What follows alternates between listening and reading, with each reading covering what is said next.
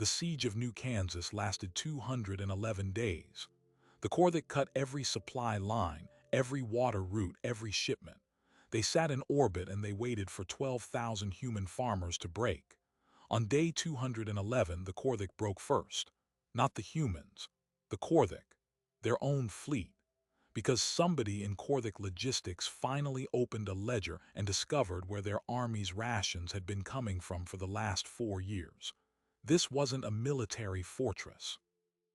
New Kansas was an agricultural colony of 12,000 farmers, their closest neighbor 12 light-years away. The Korthik assumed a total blockade would starve them into surrender in weeks.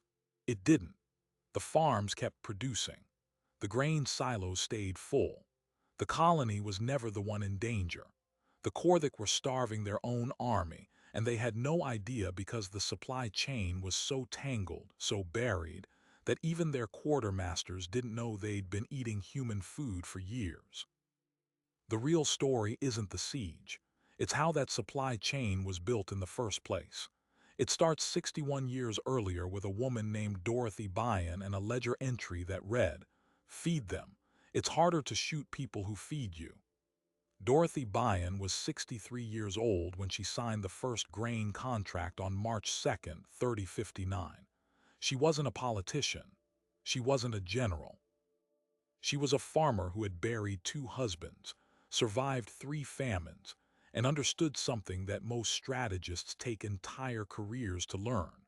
Wars are not won by the side with the most guns. Wars are won by the side that still has food when the other side's stomachs are empty. And Dorothy Byen had spent her entire life learning how to fill stomachs. New Kansas wasn't even called New Kansas then. It was just Sector 9, a patch of arable soil on a planet the Korthik Empire hadn't bothered to claim because it was too far from their core systems. The soil was rich, the growing season was long, and the only neighbors were a handful of neutral trading species who didn't ask questions if the price was right. Dorothy saw the map and she saw an opportunity, not just to farm, to build a weapon that didn't look like a weapon. She established the first grain silos, and within 5 years, New Kansas was producing enough wheat, barley, and high-protein cereal grasses to feed 12 colonies. But Dorothy didn't sell to human settlements. She sold to the Trenari Trading Guild, a species of 4-armed logistical geniuses who had one defining trait. They never, ever revealed their suppliers. It was a point of religious doctrine for them. The Trenari then sold to the Hactor Collective, who sold to the civilian contractors who supplied the Korthik Imperial Army. 3 layers of neutral intermediaries, each with their own contractual firewalls. To anyone in the Korthik logistics chain, the grain simply appeared from legitimate, non-human sources. And Dorothy Byen made sure the grain was exactly what the Korthik needed. She had studied their biology. Their digestive systems required a specific amino acid profile found in only a handful of crops that New Kansas could grow in abundance. She wrote her strategy in a private ledger that she kept locked in a safe beneath the floorboards of her farmhouse. The entry for April 7, 3059 reads, "Feed them. It is harder to shoot people who feed you, and if they shoot anyway, they will be hungry." That ledger became the colony's most guarded secret. Dorothy passed it to her daughter, Alina, who passed it to her son, Thomas.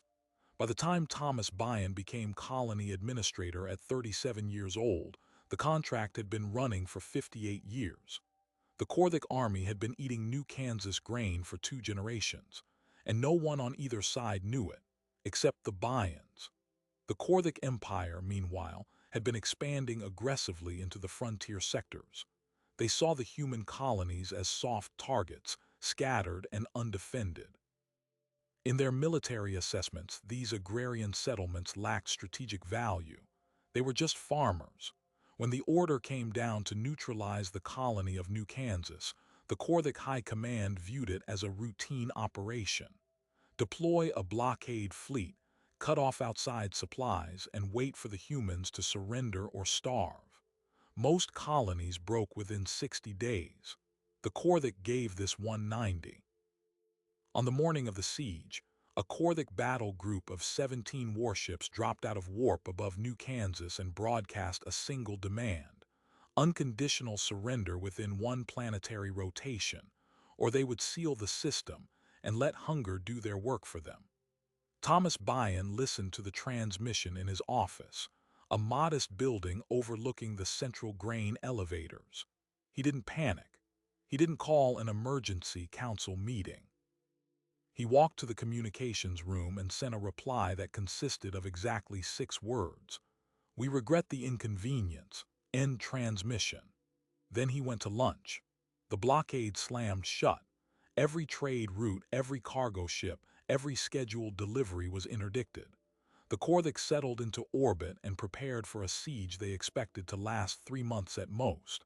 Down on the surface, the farmers of New Kansas checked their silo levels, which stood at 94% capacity. The spring planting was already in the ground. The hydroponic bays were cycling. The livestock pens were full. New Kansas wasn't just a colony. It was a self-contained food production engine designed to run for years without a single external shipment. The siege was an inconvenience, not a threat. But 200 light-years away, in the Korthik Empire's Central Logistics Command, something was going wrong. The 42nd Imperial Army, stationed on the contested border with the Vexin Protectorate, had failed to receive its scheduled grain shipments for 3 consecutive cycles. Ration stores were plummeting. The soldiers were still eating, but the quartermasters were beginning to draw down emergency reserves. No one understood why. The civilian contractors blamed shipping disruptions. The Hactor blamed the Trenari. The Trenari, bound by their supplier secrecy doctrine, said nothing at all. A junior quartermaster named Velen 9 was assigned to trace the origin of the missing shipments. He was not important. He was a data analyst who spent his days cross-referencing cargo manifests and supplier codes. For 2 weeks, he dug through layer after layer of procurement records, peeling back the shells of intermediary corporations, each one designed to obscure the previous. He worked late into the night cycles, his claws clicking against the console as he followed the trail further than anyone had ever bothered to go. And then, on the 211th day of the siege, Velen 9 found it. A shipping manifest that matched the exact amino acid profile of the missing grain. The origin coordinates were not in Korthik space. They were not in neutral space. They were in a system currently under active blockade by the Korthik Imperial Navy. The grain was coming from New Kansas. The Army's food supply for the last 4 years had come from the very colony they were now trying to starve. Velen 9 stared at his screen for a long time. Then he pulled up the full historical procurement logs, his claws trembling as he scrolled. The contracts went back decades. 58 years of shipments, all sourced from the same planetary coordinates, all routed through the same chain of intermediaries. The Korthik army had been fed by humans for so long that no one in the logistics division could remember it being any other way, and the blockade had just cut off their own food supply. Velen 9 did not sleep that night. He sat in his cubicle, staring at the same shipping manifest he had read 17 times, and he tried to calculate the caloric deficit of the 42nd Imperial Army. The numbers were catastrophic. His claws trembled as he typed the preliminary report. Then he deleted it. Then he typed it again, because what he was about to tell his superiors was not just an embarrassment. It was a strategic disaster of such magnitude that it could collapse the entire front with the Vexin Protectorate within 40 days. The 42nd Army consumed 480,000 tons of processed grain per standard cycle. New Kansas, according to the manifests he had unearthed, had been supplying 92% of that grain for the past 4 years. The remaining 8% came from emergency reserves and local foraging, neither of which could be scaled up in time to prevent a complete supply collapse. The blockade had now been in place for 211 days. The Army's silos were emptying at a rate of 2.3% per day. At current consumption levels, the 42nd Army would exhaust its final reserves in 38 days. After that, the soldiers would begin to starve. And soldiers who are starving do not hold defensive lines. They mutiny, they desert, or they surrender. The Empire was about to lose a war it had been winning, not because of enemy action, but because it had blockaded its own breadbasket. Velen 9 submitted the report at 3:47 a.m. ship time. By 4:15 a.m., his direct supervisor, Quartermaster Commander Jerk 12, had burst through the door of his quarters with an expression of pure disbelief. Jerk 12 read the report in silence, his scaled brow furrowing deeper with every page. When he finished, he looked up and asked the question that Velen 9 had been dreading. Who else knows about this? No one, Velen 9 told him. Only the two of them. Good, Jerk 12 said. Keep it that way until I say otherwise. What Velen 9 did not know was that Jerk 12 was not protecting the Empire's reputation. He was protecting his own hide. The procurement contracts had been signed by his division. The chain of intermediaries had been approved by his predecessors. If the truth came out, careers would end. Heads would roll, possibly literally. The Korthik had a very old tradition of holding quartermasters accountable for logistical failures. Very old and very bloody, but secrets of this size have a way of escaping. By 8:00 a.m., a junior supply clerk had seen the report on Jerk 12's desk. By noon, the rumor was spreading through the logistics division like fire through dry grass. By sunset, it had reached the office of High Commander Thrak III, Supreme Military Governor of the Frontier Campaign. And Thrak III did not react with anger. He reacted with silence. A long, terrifying silence that his aides knew meant someone was about to be obliterated. Thrak III called an emergency meeting of the War Council. When the holographic displays flickered to life, the faces of the assembled generals showed everything from confusion to open terror. Thrak III did not waste time on pleasantries. He projected the shipping data onto the central screen, one damning document after another. 58 years of grain shipments, 3 layers of neutral intermediaries, human origin coordinates, current blockade status. Our army, Thrak III said, his voice low and flat, has been dependent on enemy food production for 2 generations. We are now blockading our primary food source. The 42nd Army will run out of rations in 38 days. Does anyone present have a solution that does not involve lifting the blockade? The silence that followed lasted for a full minute. General Horeth VII, commander of the blockade fleet, finally spoke. He was a decorated veteran, his scales pitted with battle scars, but his voice cracked like a junior cadet's. He could not simply lift the blockade, he argued, because that would admit the error to the entire galaxy. The Empire would be humiliated. Their enemies would exploit the weakness. The Vexen would press their advantage. Humiliated, Thrak III repeated. General, in 38 days you will not have an army to be humiliated. You will have a starving mob. Which do you think the Vexen will prefer to fight? A well-fed imperial army or a mob of desperate, starving soldiers clutching their stomachs and abandoning their posts? Horeth VII had no answer. On the surface of New Kansas, Thomas Byon watched the Korthik fleet through a ground-based telescope.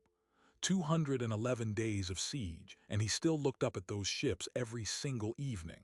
Not with fear, with patience. He had inherited his grandmother's ledger and her patience along with it. He knew exactly what the Korthik were about to discover, and he knew it would take time for the discovery to crawl up their chain of command. So he waited. His own people were not suffering. The colony had plenty of food. The spring harvest had been excellent, the summer crop was thriving, and the grain silos were still above capacity. The only real hardship of the siege was boredom and a shortage of imported luxury goods. No coffee, no chocolate. By colonial standards, it was barely an inconvenience. The farmers played cards, attended town meetings, and placed bets on how long the blockade would last. The betting pool had started at 60 days and kept extending. The current over-under was day 250. Thomas Bryan didn't place a bet. He knew the end was coming sooner than that. Much sooner. Back in Korthik Command, the War Council descended into chaos. General Varath 19, who commanded the 42nd Army on the ground, transmitted a message so urgent that it bypassed 3 levels of protocol just to reach the council in real time. His soldiers had noticed the ration cuts. Morale was collapsing. Officers were reporting open grumbling from the enlisted ranks. And there was something worse. The Vexen had noticed. Their scouts had detected the reduced supply convoys, and now their forces were probing the lines, testing for weakness. If the Empire did not resupply the 42nd within 10 days, Varath 19 warned the front would collapse. Not might collapse, would. Thrak III made his decision in the span of 3 breaths. The blockade would be lifted immediately. Not in 10 days, not in 48 hours. Immediately. He gave the order at 11:23 p.m. on day 211. The fleet commander, Horath 7, protested feebly. Thrak III overrode him with a look that could have melted steel. "Your pride," Thrak III said, "is not worth an entire army. You will withdraw your ships. You will allow civilian supply traffic to resume. And you will never speak of this in any public forum, or I will personally ensure your scales are removed one by one and displayed in the Ministry of Historical Disasters." Horath 7 complied. At 12:01 a.m. on day 212, the Korthik blockade fleet received the withdrawal order. 17 warships, which had sat in orbit for 7 months waiting for 12,000 human farmers to break, began to power their engines and retreat. The siege was over, not because the humans surrendered, not because a relief force arrived, because the Korthik figured out that starving New Kansas meant starving themselves. Thomas Bryan was asleep when it happened. His communications officer, a young woman named Maria Okonkwo, woke him with a knock on his door at 12:30 a.m. She was holding a printed message from the Korthik fleet commander, received over open channels.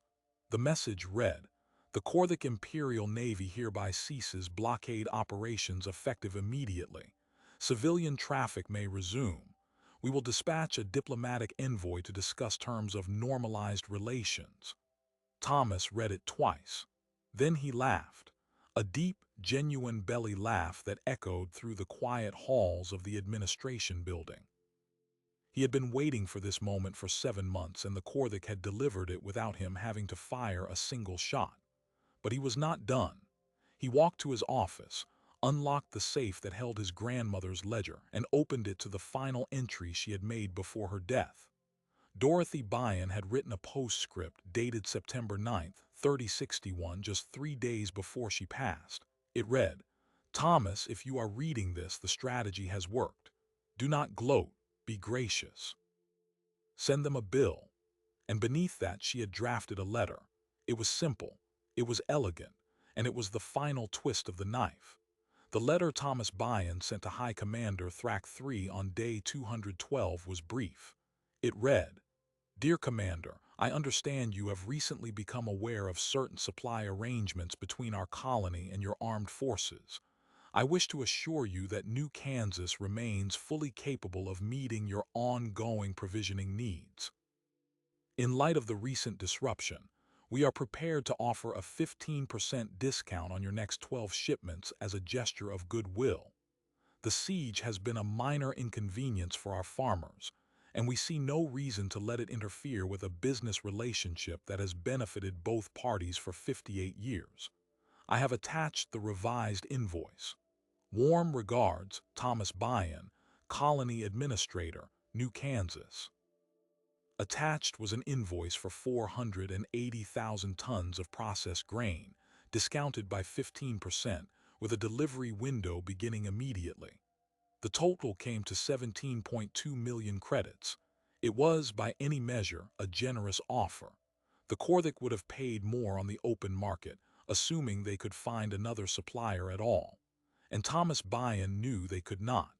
The Trenari had no replacement source. The Hactor had no alternative contracts. The civilian distributors had already built their entire logistics chain around New Kansas grain. The Korthik army was not just dependent on human food, it was locked in. Thrak III read the letter in his command quarters. His aides said later that he did not speak for 20 minutes. He simply sat, the letter in one clawed hand, the invoice in the other, and stared at the wall. When he finally spoke, it was a single word. Remarkable. He was not angry, his aides realized. He was impressed. Thrak III had spent his entire career studying enemy tactics, counter-strategies, and the art of war. He had never encountered a weapon like this. A farm, a ledger, a grandmother, and it had defeated him more thoroughly than any fleet ever could. But the consequences were only beginning, because the story could not be contained. A Korthik supply clerk sold the shipping manifests to a neutral news outlet within 72 hours of the blockade lifting. The headline spread across 17 systems in 3 days. Empire starves its own army. Korthik blockade cuts off secret human food supply. The article named New Kansas, the Trenari Trading Guild, the Byon family, and the 42nd Army. It included excerpts from the original shipping contracts. It quoted anonymous Korthik logistics officers describing the panic in the command center. And it asked a question that no one in the Empire wanted to answer. If the Korthik could not even identify their own food suppliers, what else were they missing? The scandal erupted at the worst possible moment. The Vexen Protectorate, sensing blood in the water, launched a major offensive against the 42nd Army's position. The soldiers, still recovering from reduced rations and shaken morale, gave ground across 3 sectors. The Vexen advanced faster than they had in 20 years. And in the halls of the Imperial Palace, Emperor Vecin I demanded answers. The ensuing investigation was brutal. Quartermaster Commander Jerk XII was arrested on charges of gross negligence. The civilian contractors who had obscured the supply chain were stripped of their licenses. The Trenari Trading Guild was blacklisted from all imperial contracts, a move that cost the Empire 3 billion credits in cancelled trade agreements and accomplished nothing except to further destabilize the supply network. High Commander Thrak III was summoned to the palace and interrogated for 12 hours. He emerged with his position intact, barely, but with the permanent stain of humiliation on his record. And through it all, Thomas Byon kept farming. The news cycle burned for 6 weeks. Pundits debated whether the Byon strategy constituted an act of war or an act of genius. Military academies across 3 species added the New Kansas siege to their curriculum, not as a case study in siege warfare, as a case study in supply chain vulnerability. The lesson was simple and terrifying. In a galaxy of interstellar empires and planet-cracking weapons, a grandmother with a ledger had outmaneuvered an entire military without firing a shot. But the deeper revelation was still coming, the one that changed everything. A journalist named Safa Ven, working for the independent outlet Galactic Witness, decided to dig further into the Byon family history. She traced the original contract back to Dorothy Byon's first deal with the Trenari in 3059.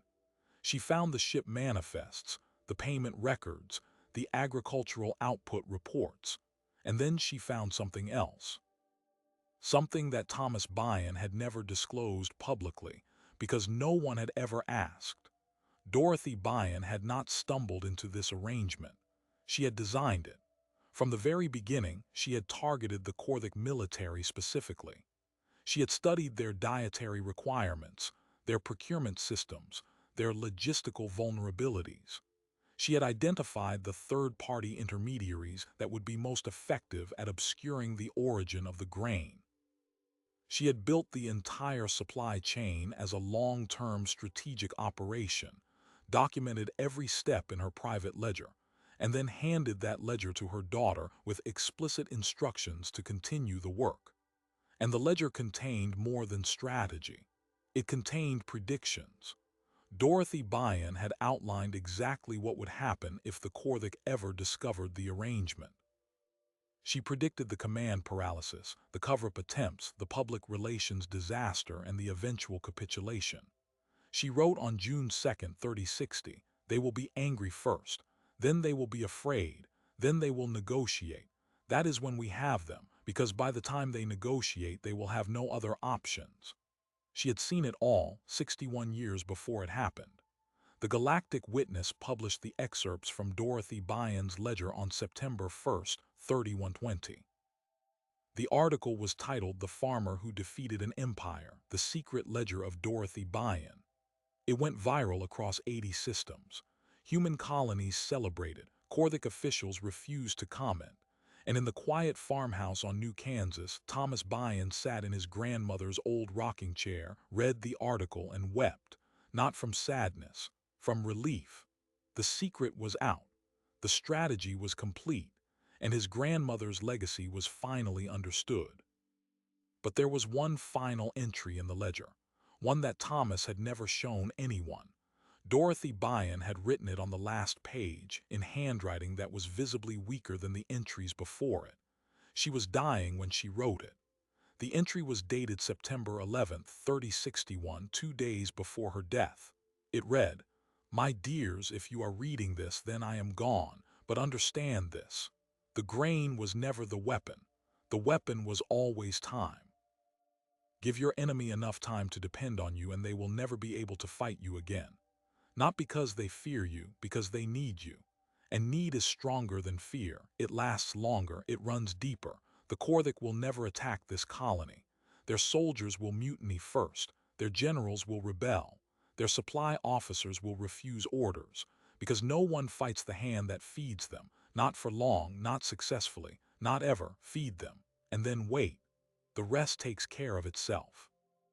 Thomas Byon closed the ledger. The final entry had never been made public, and he decided it never would be. Some weapons are too powerful to reveal. He locked the book in the same floor safe his grandmother had used, and he let the published portions tell the story the galaxy needed to hear. The strategy was complete. Now came the aftermath. The immediate crisis unfolded faster than anyone predicted. The resumption of grain shipments stabilized the 42nd Army within 2 cycles, but the damage to morale and position had already been done. The Vexen Protectorate, in a rare display of strategic competence, pressed their advantage while the Korthik were still reeling from the scandal. They captured 3 frontier outposts before the supply lines fully recovered. It was the first territorial loss the Empire had suffered in 40 years, and it triggered a political earthquake in the imperial palace. Emperor Vecin I, a ruler known for his cold pragmatism, made an unprecedented decision. Rather than punish the colony that had humiliated him, he sent a formal diplomatic delegation to New Kansas. The delegation carried 2 documents. The first was a treaty of non-aggression, guaranteeing the colony's sovereignty in perpetuity. The second was a 5-year grain supply contract, negotiated at standard market rates with no intermediaries. The Empire would buy directly from the humans and everyone would know it. Thomas Byon signed both documents on the front porch of his farmhouse, with a dozen journalists recording the moment. He used a pen that had belonged to his grandmother. When asked for a statement, he said only, "She would have liked this." The Trenari Trading Guild, initially blacklisted, was quietly reinstated after 6 months. The Empire had tried to build alternative supply chains, but the grain from other sources was inferior, more expensive, and unreliable. The Trenari had built the network, and no one else could replicate it. The blacklist had cost the Empire 3 billion credits and achieved nothing. It was a lesson in market reality. You can sanction a middleman, but you cannot sanction efficiency. Quartermaster Commander Jerk 12 was convicted of dereliction of duty and sentenced to 15 years of hard labor on a penal asteroid. His replacement, a meticulous bureaucrat named Kellen 4, received a single directive from the emperor himself: never, under any circumstances, lose track of the food supply again. Kellen IV took the directive literally. He created a new department within the logistics division dedicated solely to supply chain verification, and he staffed it with analysts whose sole job was to ensure that no Korthik soldier ever ate anything without knowing where it came from.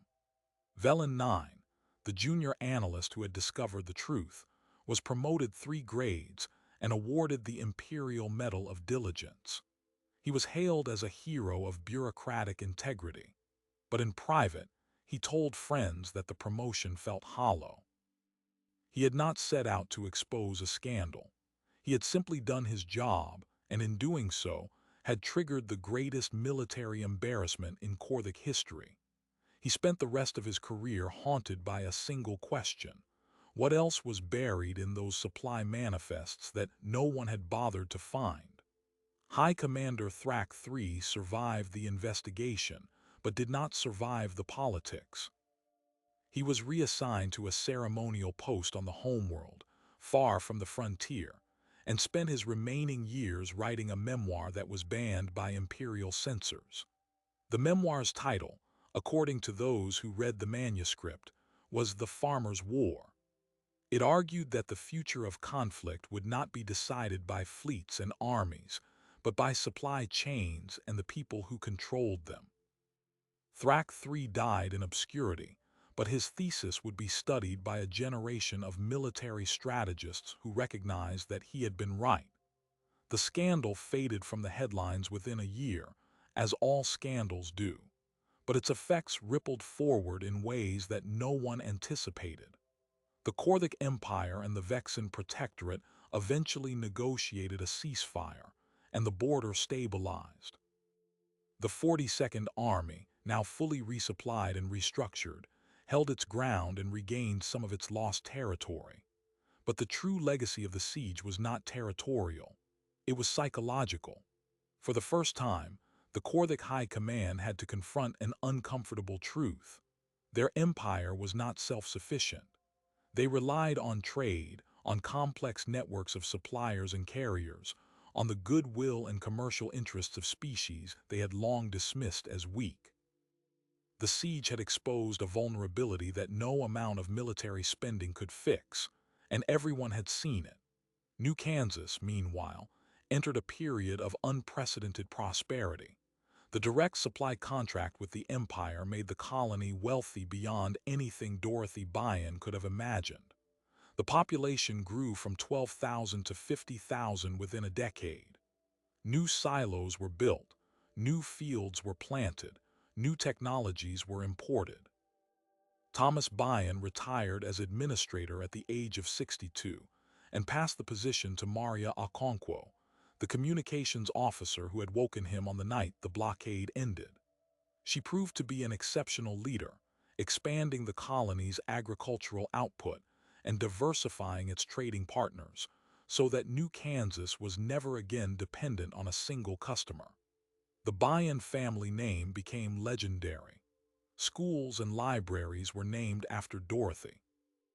Her ledger, the public portions at least, was published as a book titled How to Feed Your Enemy, and it became required reading in human diplomatic academies.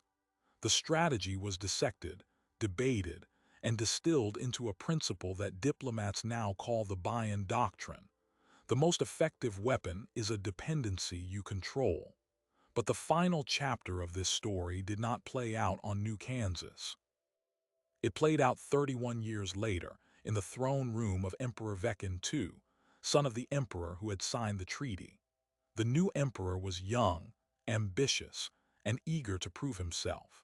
He proposed a military campaign to expand the empire's borders into a sector that included 3 human colonies. The War Council debated the proposal for months. The generals offered assessments of fleet strength and strategic positioning. The diplomats warned of treaty violations and political fallout. The emperor listened, nodded, and prepared to issue the order. And then something unprecedented happened. The quartermaster general, a Korthik named Zelen Six who had spent his entire career in the logistics division, requested an audience with the emperor. He did not come as a supplicant. He came as a professional delivering a professional judgment. On the floor of the throne room in front of the assembled court, he presented a single document.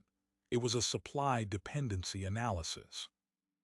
It showed, in exhaustive detail, the caloric requirements of the imperial army and the sources of those calories. The 3 human colonies in the target sector supplied 61% of the army's processed grain, including the proprietary protein blends that had become essential to Korthik field rations. A military campaign against those colonies would sever those supply lines within 30 days. The army would begin to experience ration cuts within 45 days.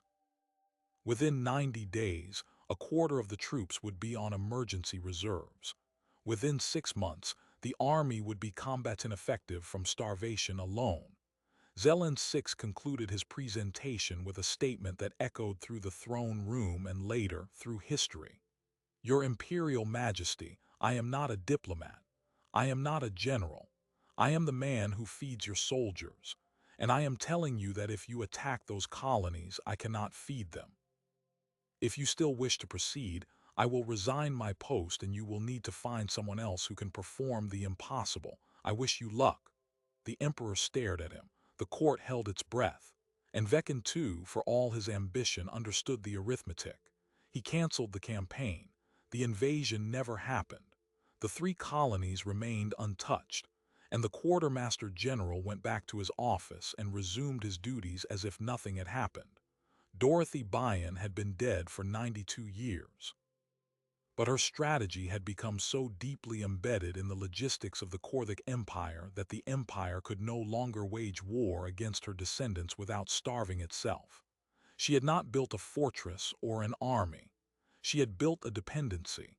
And dependencies, once established, are nearly impossible to break. Dorothy Bayan never commanded a fleet. She never fired a weapon. She never set foot on a battlefield. And yet, 92 years after her death, her strategy stopped an invasion cold. Not because it was clever, though it was. Not because it was subtle, though it was that too. It worked because it understood something that most military doctrines ignore. War is logistics, and logistics is food. Every soldier needs to eat. Every empire needs a supply chain.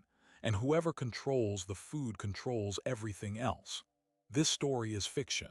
New Kansas does not exist. The Korthik Empire is imaginary, but the principle at its core is very real. Throughout human history, the greatest empires have been built and broken not by swords or bombs, but by bread. The Roman Empire rose on grain shipments from Egypt and fell when those shipments stopped. The British Empire was sustained by food imports from its colonies. Modern nations rise and fall on trade routes, supply chains, and the quiet systems that keep people fed. The most powerful weapon in any conflict is not the one that destroys. It is the one that sustains. So here is the question that Dorothy Bayan's ledger leaves us with. How many of the conflicts we see today, how many of the rivalries and standoffs that shape our world, are already being decided not by generals in war rooms but by farmers in fields and quartermasters in cubicles? How many empires are eating food they do not know comes from their enemies? How many soldiers are depending right now on supply lines that could be severed by a single signature on a contract? The siege of New Kansas lasted 211 days. The Korthik assumed they were the ones applying pressure, but pressure runs both ways. And sometimes the siege is not around a city. It is around a plate. The hungrier you make your enemy, the harder they fight. But feed them long enough and they forget how to fight at all. That is the real lesson, not that humans are clever. Not that farmers are tough. It is that the most durable power is the kind that makes your enemy need you. Because need lasts. Fear fades. Anger burns out. But need, once it becomes habit, becomes invisible. And invisible power is the hardest to fight. If you want to see more stories about the strategies that shape conflicts, the hidden histories that textbooks miss, and the people who win wars without ever picking up a weapon. Hit subscribe. There is a ledger somewhere right now, in a farmhouse or an office, with a note in it that will change the course of a war a century from now. We will find it, and we will tell you the story.